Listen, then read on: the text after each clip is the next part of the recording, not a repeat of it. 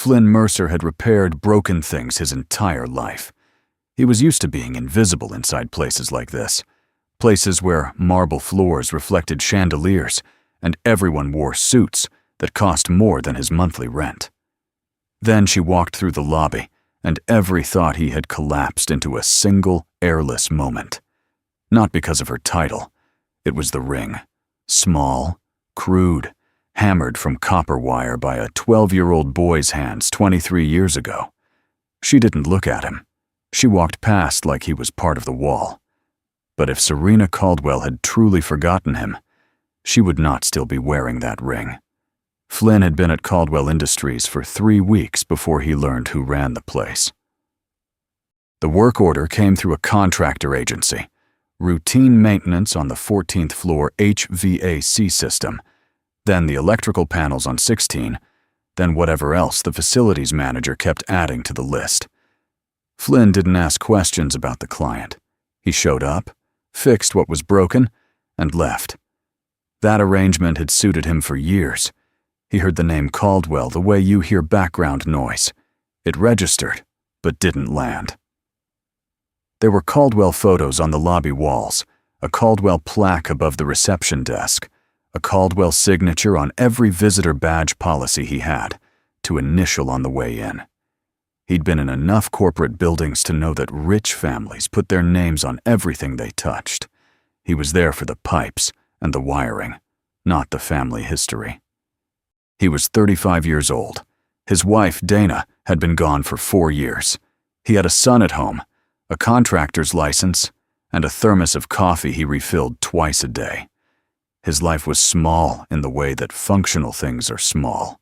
Not broken, not abundant, just precisely enough. It was a Tuesday morning when the elevator doors opened on 16, and everything he thought he understood about his own life quietly fell apart. She was already inside, dressed in charcoal gray, her dark hair pulled back, her posture carrying the particular kind of stillness that comes not from calm, but from control. The 2 other people in the elevator had found somewhere else to look. Not out of rudeness, but the way people instinctively give space to someone whose gravity they can feel. Flynn pressed himself toward the back panel and kept his eyes down. Then he saw her hand. It was resting against her portfolio, one finger hooked over the leather edge. And there, on her little finger, was a ring so out of place, it stopped his lungs mid-breath. Not silver, not gold. Copper wire, twisted and hammered flat, darkened with age, shaped by hands that hadn't known what they were doing, but had meant every second of the work. Flynn had cut his thumb twice making that ring. He still had the scar on his left hand, thin and pale, running just below the knuckle. The doors opened on 18. She walked out without once looking back. The doors slid shut, and Flynn stood alone in a mirrored box and tried to remember how to breathe. Her name came back to him in pieces. Not Caldwell, not CEO. The name that came back first was the one a girl had spoken quietly in a dark hallway 23 years ago at Green Lake Children's Home, the night a burst water pipe flooded the East Wing, and 2 kids ended up on the stairwell steps together while the staff scrambled. He had been 12. She had been 10. Serena, the smallest, quietest person he'd ever sat next to, who told him she'd never owned anything that was just hers. He had gone to the maintenance closet, found a spool of electrical wire, and bent it into a ring because it was the only thing he could think to do. He had told her he would marry her one day. She had laughed, not unkindly, and slid it onto her finger. 3 months later, she was gone. A family had come for her. A good family, the staff said. That was all anyone told him. Flynn got off on the next floor and sat on the edge of a utility cart in the service corridor. He ran through the logic twice, looking for the part where he was wrong. Maybe it was a different ring. But he had made that ring himself. He knew the exact angle of the twist, the way the ends had been tucked under, because he hadn't had the right tool to cut them clean. There was no other ring like it. It had been made by one person, for one person, in a maintenance closet of a children's home demolished 12 years ago. That was not the behavior of someone who had forgotten. You didn't forget things you kept for 23 years. You kept things because forgetting was the one option you refused to take. He gave himself 5 minutes at the east stairwell window to decide. The rational case was simple. He was a contract repairman. She was the CEO. And the gap between those two things was structural, load-bearing, the kind of distance that didn't close no matter how much history you stacked on one side. But the other part of him kept circling back to one thing. She wore it every day, not tucked away. In front of board members and assistants and everyone else who passed through this building, she wore a ring made of bent copper wire by a 12-year-old with a borrowed tool. That was not an accident. That was a choice, made every single morning. Flynn understood systems. Something still running wasn't the same as something that worked, but it also wasn't broken. It was waiting. And he had never walked away from something that was still waiting. He decided to stay. He went back to the maintenance closet on 14 to return a borrowed wrench, and on the workbench, he found a short spool of the same gauge copper wire, standard electrical wire, the kind that lived in every maintenance room in every building he'd ever worked in. He cut a length of it and bent it slowly, the way he had at 12, and the motion came back to his hands the same as it always had. He tucked the finished coil into his chest pocket. Not a plan, a starting position, a reminder of what this was actually about, worn close enough that he wouldn't forget it when the distance between floors started to feel too large. He went back down the hall. There was still a faulty junction box on 16 that needed his hands, and he had learned long ago that the best way to stay inside a place where you didn't belong was to be exactly, visibly useful while you figured out everything else. The next several days had a particular quality, the kind of quiet that happens not because nothing is moving, but because everything is moving very carefully. Flynn kept to the floors he was assigned, fixed what was on his list, and watched from the edges. He was good at making himself small inside a space, and he put that skill to use with a discipline he hadn't needed in years. Serena Caldwell moved through the building like weather. You knew she was somewhere in the system, even when you couldn't see her. Her assistant's voice carried through glass walls. Meeting rooms went quiet when she entered. The staff weren't afraid of her exactly. They were careful around her, the way you're careful around something precise and expensive, aware that a wrong move had consequences. Flynn watched all of it and understood that whatever girl had existed at Green Lake, she had been compressed into something much harder by the years since. What he couldn't figure out was whether she had seen him. On the 5th day, he got his answer. He was replacing a faulty socket panel outside the executive floor restrooms when she came around the corner. No assistant, no entourage, moving fast, already looking at the phone in her hand. She was 12 feet away when she looked up, and for exactly 1 second, the controlled surface of her face cracked open into something raw and unmanaged. Then it closed again, smooth and immediate, the way a door swings shut on a spring. She looked back at her phone, altered her path by 3 feet, and walked past, without a word. She had recognized him, and she had made a decision about what to do with that recognition in under a second, which meant the decision had already been made before she turned the corner. Flynn picked his screwdriver back up and kept working. The pattern held across the following week. She never looked at him directly. But twice he caught her in a peripheral moment, once through the glass of a conference room where her eyes tracked briefly to the hallway where he was working, and once in the lobby at the end of a day when she took the long route around the reception desk to avoid the path he was standing near. There was no reason to take the long route. Flynn had worked around enough faulty systems to recognize one.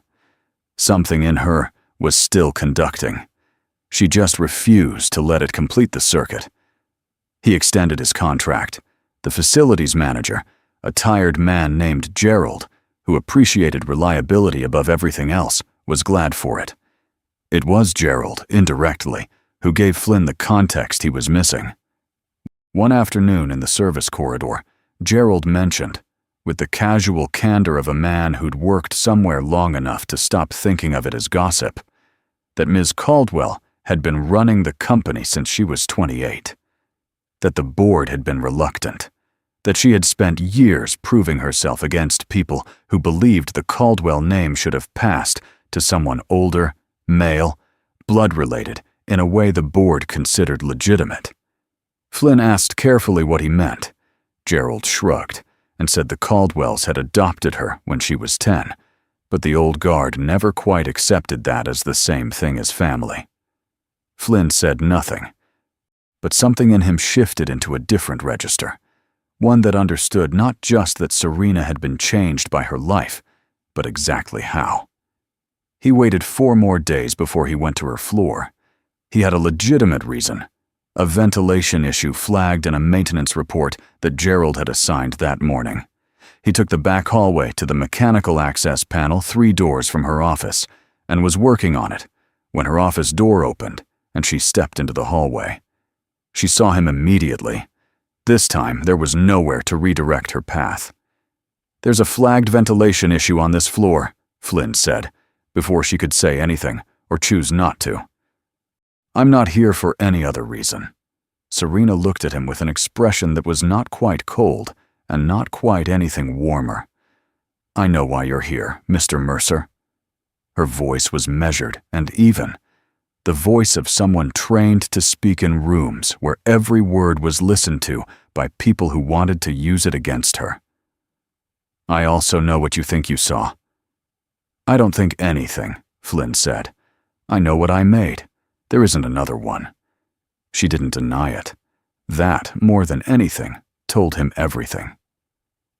After a moment, she crossed her arms, not defensively, but the way a person does when they are organizing themselves, and said, "We were children. You did something kind, and I kept it because I was 10 years old, and I didn't own anything." "That's the whole story." Flynn set down the clipboard. "If that were the whole story, you would have left it in a drawer somewhere. You wouldn't be wearing it to board meetings. What I wear is not your business." "No," Flynn agreed. "It's not." He picked the clipboard back up. "I'm just saying, I noticed the difference between something kept and something held on to. They don't look the same." Serena was quiet for a moment, that stretched in a direction neither of them named.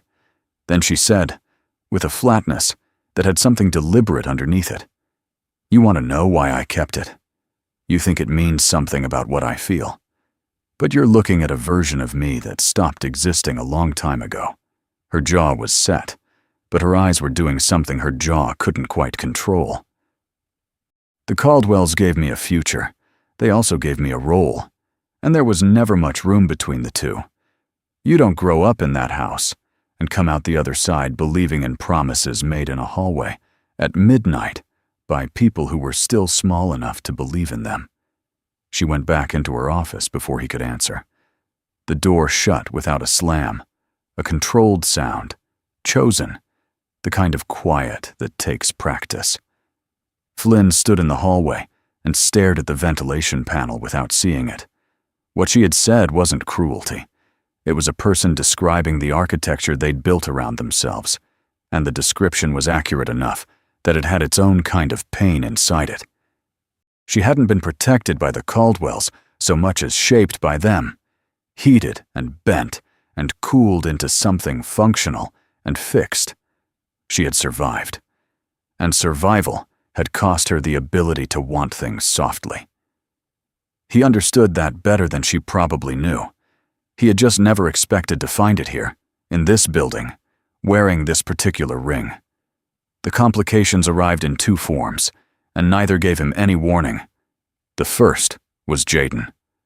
Flynn's son had been dropped at the building by a neighbor on a Thursday afternoon, a miscommunication, and had waited in the lobby for 20 minutes before Flynn came down. It lasted barely half an hour before Flynn had him picked up again, but in that half hour, Victor Hale had been in the lobby. Victor Hale was the kind of man who wore his authority like a second suit. Board member, old money, the type who had decided Serena Caldwell was an inconvenience to the natural order and spent his energy making that case to anyone who would listen. He noted the boy, noted Flynn, and the way his eyes moved between them carried a calculation that Flynn recognized too late. The second complication was that the watching went both ways. The day after the hallway conversation, Flynn noticed things that hadn't been there before. A facilities supervisor appearing whenever he was on the executive floor. Questions from HR about his contract scope. A work order quietly reassigned without explanation. Someone had started paying attention to him in a way that was organized and institutional. The company gala came at the end of the month. Flynn hadn't been invited. He was a contractor, not staff. But Gerald had asked him in early that evening to check the ballroom's audio-visual panel before the event began. He was supposed to be finished and gone before the guests arrived. He was not finished when they arrived. He was still behind a service panel near the stage when Victor Hale found him. Hale didn't come alone. He had 2 board members with him, and the kind of smile that meant he had decided tonight was convenient. He spoke loudly, in the specific way of someone who wants the people around them to hear, without appearing to want that.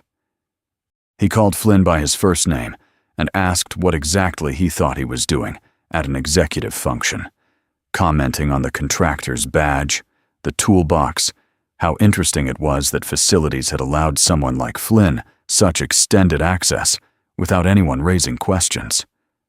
The room was not full yet, but it was not empty. A cluster of senior staff and early arriving guests were close enough to hear every word. Flynn stood there with his toolbox and said nothing. Then it happened.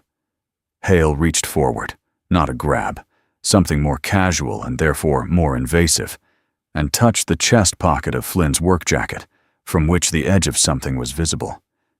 Flynn stepped back, but the motion had already dislodged it, and the copper coil fell, the wire he had bent and carried every day since recognizing her, and it hit the ballroom floor with a small, clear sound that was somehow louder than everything else in the room. Hale looked down at it, then at Flynn. Then slowly, his eyes moved across the room to where Serena Caldwell had just entered from the side corridor, already aware that something was wrong. She saw the coil of copper wire on the floor. She saw Flynn's face. She saw Hale's expression, the expression of a man who has just been given more than he was looking for.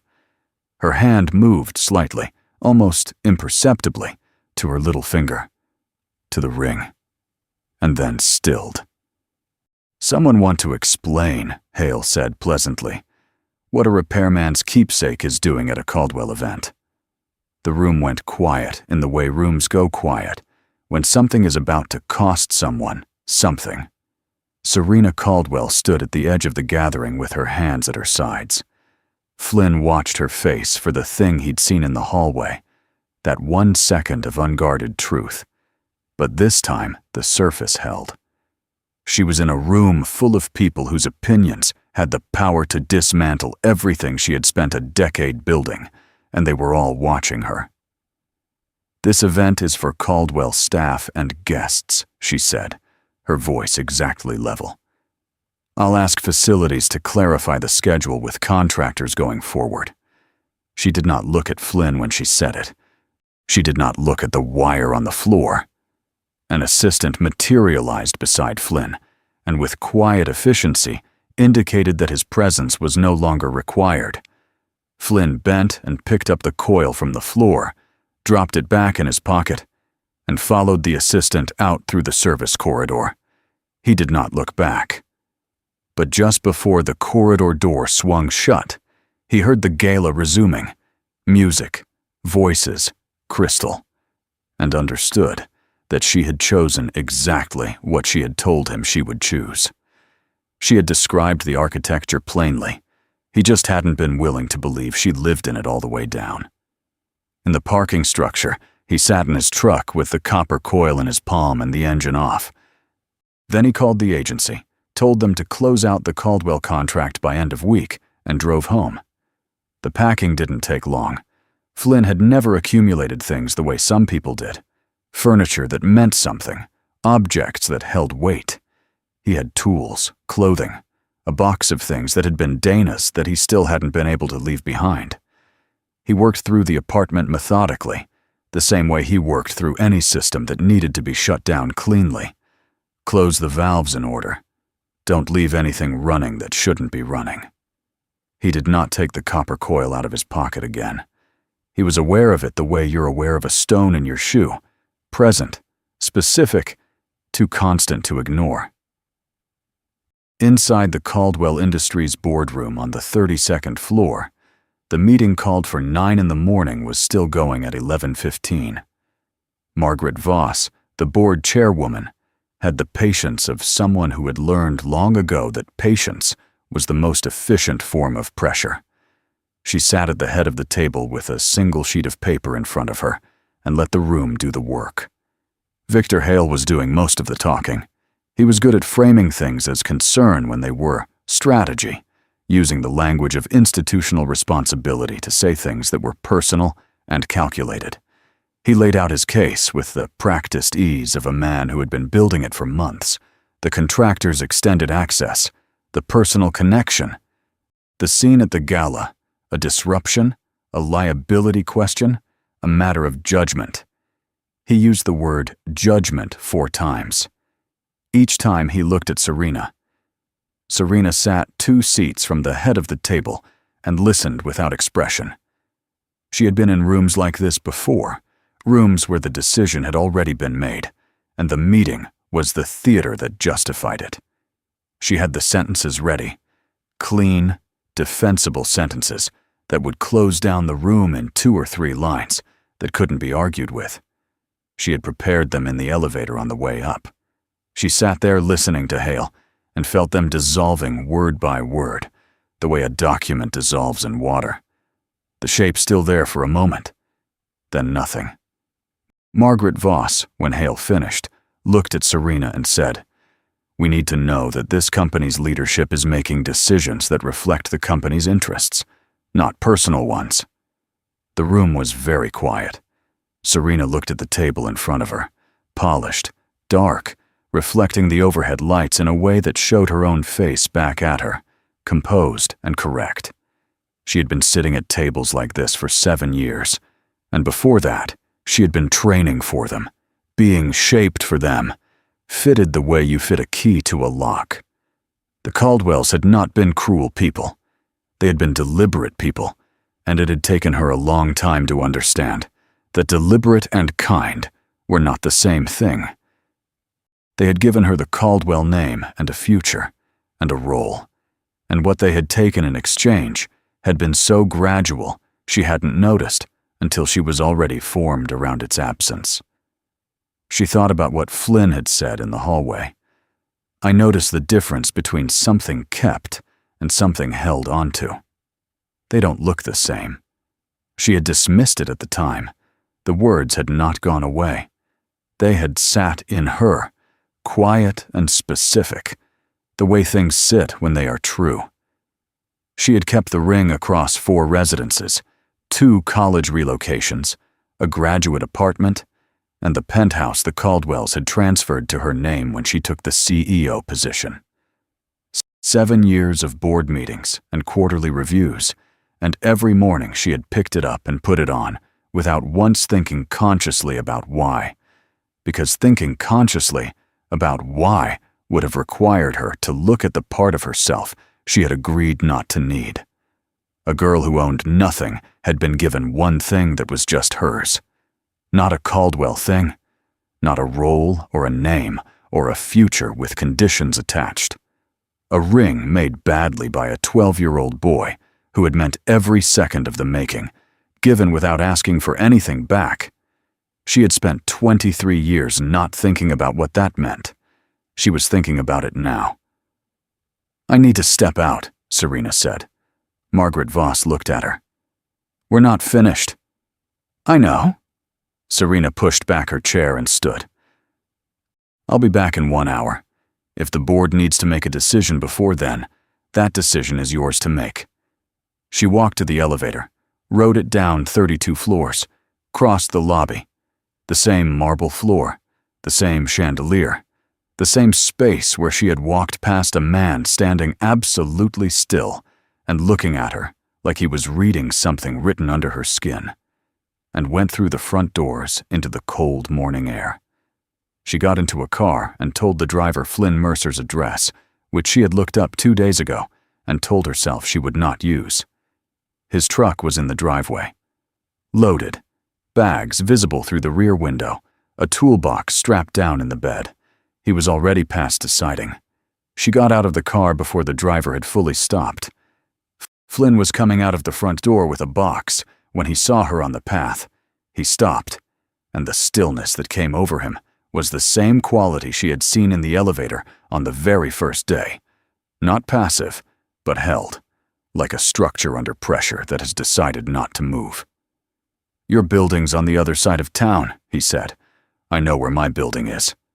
She stood on the path with her hands at her sides, still in the charcoal gray she'd worn to the board meeting, the uniform of the person she had been fitted to become. She was aware of how she looked standing here, on this driveway, in front of this house, and she did not care about it in the way she had been trained to care about appearances. That was the first time that had happened, in longer than she could account for. "I left the board meeting." Flynn set the box down on the top step. "To come here. To come here." She looked at the loaded truck, then back at him. "You're leaving." "I had another job." "You told the agency that," Serena said. "You didn't tell me." Something crossed his face. Not the controlled expression he'd worn since the gala, something under it. "I wasn't aware I was reporting to you." "You're not." She came 3 steps closer, to the bottom of the porch steps. From there, she had to look up at him, which was not a position she occupied often, and which she found, unexpectedly, that she didn't mind. "Flynn, I'm not here as your employer. I don't think I'm your employer anymore, actually. I think I may have just resigned."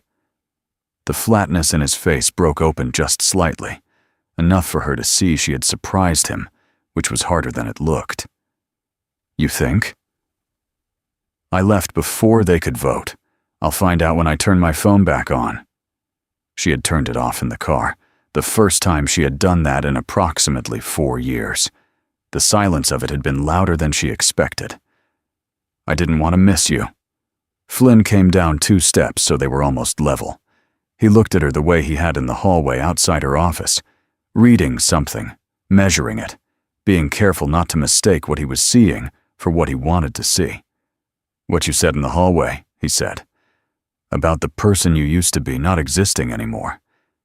Did you mean that?" She thought about lying. Lying was one of the tools the architecture of her life had given her, and she was proficient with it. Then she thought about a girl on a stairwell step at midnight, who had been given one thing that was just hers and had carried it for 23 years without ever putting it down. "No," she said. "I meant I was afraid she didn't." There's a difference. Flynn was quiet for a moment that had a different quality than all the silences between them before. Not avoidant, not managed, just present. "I made you a terrible ring," he said. "It's the best ring I've ever owned." Her voice came out steadier than she expected. "And I've been given several that cost considerably more." He looked at her hand. She looked at it too. The copper wire, dark with age, on her little finger, where it had always sat. Then she looked back up at him and said the thing she had driven across the city to say. "I kept it because I didn't want to forget that someone once made something just for me and wanted nothing back. Not a role, not a function, not a name." Her voice stayed level, but only just. "You were 12 years old, and you gave me the only thing you had, and you promised something you had absolutely no way to keep. And I have been so angry at how much I still believed in it." Flynn came down the last step and stood in front of her on the path. "I'm not leaving," he said. If you're staying, I'm staying. She said it simply, and the simplicity of it was the truest thing she had said in years. The weeks that followed were not simple. There was the board's decision, which removed her from the CEO position with a formality that tried to feel like order, legal details, transition arrangements, a conversation with Margaret Voss that was civil and exact and permanent. There was a period when Serena lived inside the strangeness of a life that had lost its primary structure and had not yet found the shape of the next one. Flynn stayed in the city and found work that kept him busy the way he liked to be busy. Specific, physical, with clear results. They did not rush the thing between them. It had already waited 23 years. It could afford to move at a human pace. There was an afternoon in late spring in the backyard of the small house. Flynn had decided not to leave after all. Serena was on the back steps. Jaden was at the far end of the yard, doing something with a length of garden hose that was either purposeful or entirely invented. It was hard to tell with him, and she had learned not to ask too many questions about his projects. Flynn was working near the fence, where a young apple tree stood. Thin, new, still learning how to grow in the spot where it had been planted. A neighbor had given it to him the spring after Dana died, he'd told her. Said it would take a few years to produce anything, but that it was worth the wait. It had not produced anything yet. It was still working on it. Jaden looked up from the hose and said, to no one in particular, that he thought the tree needed more water. Flynn told him that wanting more than you need too fast was how things drowned. Jaden considered this with the seriousness of someone filing it away. Then he went back to the hose. Serena watched the two of them and felt something she did not immediately have a name for. Something that was not happiness exactly, but was what happiness was built from. She turned the ring on her finger once, the copper warm from being worn all day, and understood that some things hold not because they are strong, but because they are true. And truth has a patience that outlasts everything built to replace it. Flynn looked up from the fence and found her already looking at him. He didn't say anything. He didn't need to. Between them, after everything, the language had gotten very quiet and very clear. The way it gets when two people stop spending energy on distance and start spending it on something else. Something that, like the tree against the fence, was still new, still growing, and worth every year of the wait.